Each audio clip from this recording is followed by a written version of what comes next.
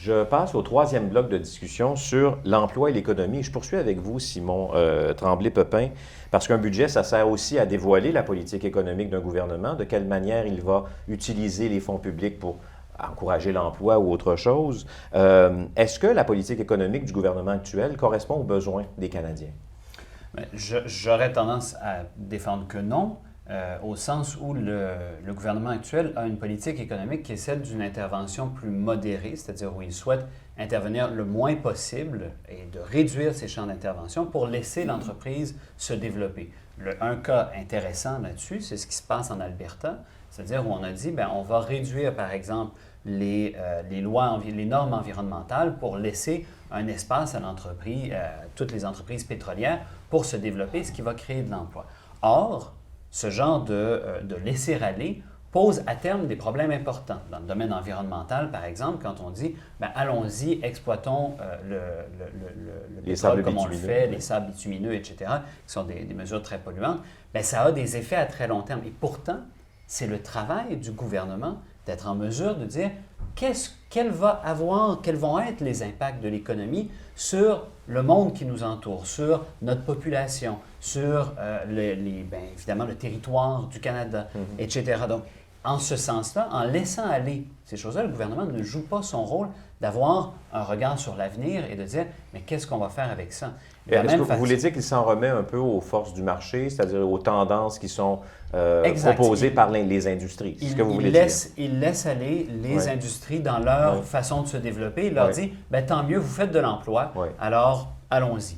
Éric Desrosiers, est-ce que c'est vrai qu'on est dans du laisser-aller? Et puis, est-ce que c'est mal? Bien, c'est vrai que la philosophie qui a été pas mal mise de l'avant depuis quelques années, plusieurs années en fait, c'est celle d'établissant les meilleures conditions possibles pour le développement économique. Donc, les meilleures conditions, on a parlé de la fiscalité tout à l'heure, on pourrait aussi parler d'avoir une main-d'œuvre bien éduquée, bien formée, d'avoir des bonnes infrastructures de télécommunications, des routes qui fonctionnent, qui n'ont pas plein de trous, des ententes commerciales qui nous permettent d'ouvrir des marchés. C'était pas mal la philosophie. On disait le rôle du gouvernement, c'est de s'assurer que toutes les conditions gagnantes sont en place, puis qu'ensuite on laisse l'initiative au marché. Dans les faits, on se rend compte que presque tous les gouvernements vont souvent une coche plus loin.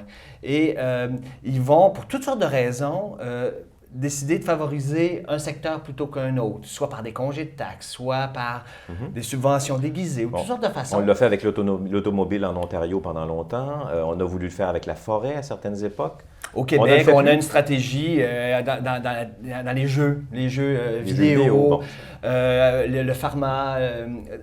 Aux États-Unis, en France, en Europe, on finance beaucoup l'industrie aéronautique de toutes sortes de manières. Alors ici, on a toujours des chouchous.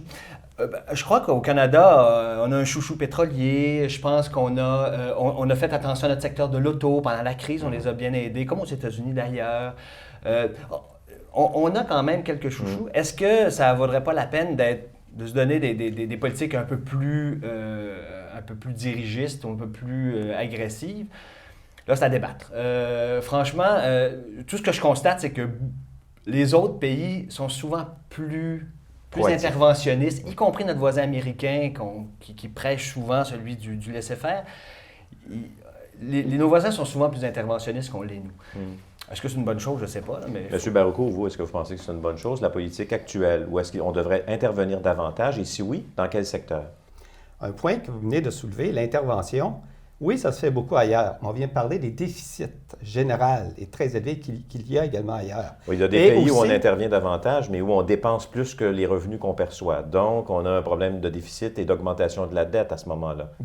Donc, vous nous parlez d'équilibre entre l'intervention et l'équilibre budgétaire, quoi. Exact. Et indirectement, parce que je crois que ça n'a jamais été prouvé encore quand même, en quoi que l'État est vraiment en mesure, plus que l'entreprise privée ou ceux vraiment qui investissent leurs sous et qui risquent et qui font du démarchage de marché, en quoi que l'État est plus en mesure de déterminer les gagnants dans l'économie, en justement des fois privilégiant ce qu'on appelle les canards boiteux. On peut faire des considérations politiques, de développement régional, c'est toutes des nobles vertus. Mais néanmoins, ils font tout ça avec des fonds publics.